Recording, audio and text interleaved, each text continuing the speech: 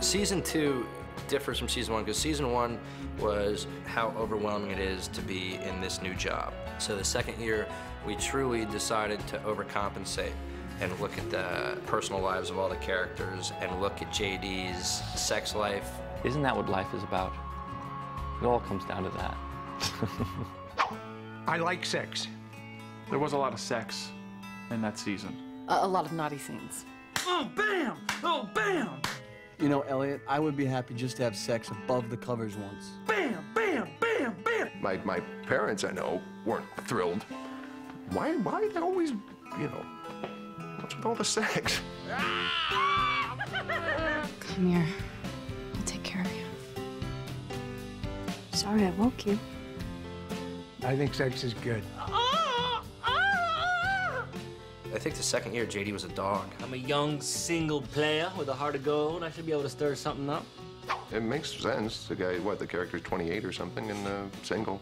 Morning. Of course. Player, hold me down. That young man has had a parade of ridiculously attractive, sexy girlfriends. A lot of hot chicks, holy shit. He's been with my wife the first year, with Sarah Chalk, with Amy Smart.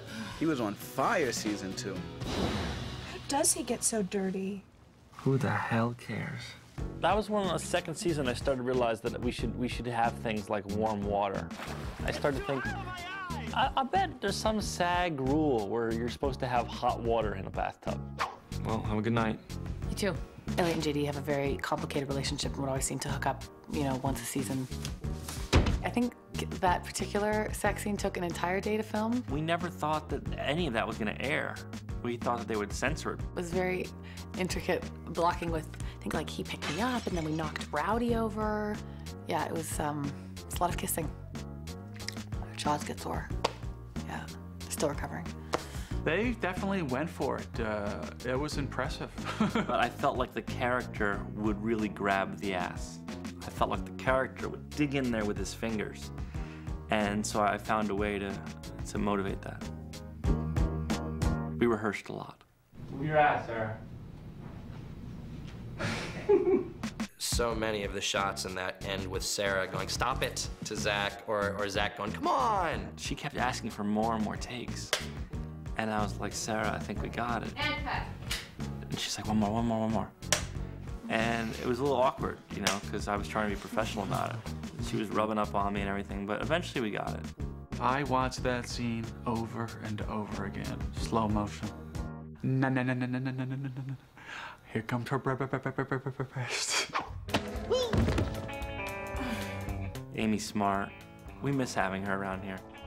Amy Smart plays Tasty Coma wife, and her husband is dying in a coma and has been for a very, very long time, and she's ready to move on. And, immorally, our doctor hooks up with the Tasty Coma wife. I think JD was really wrong for what he was doing with Tasty Coma wife. The fact that her husband was in a coma, and he's trying to get at her, and, you know, winds up having sex with her at the funeral.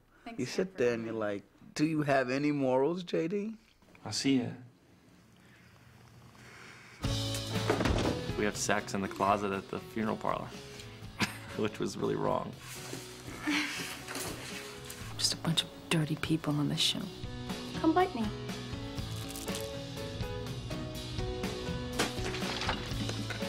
You can with anyone that you want.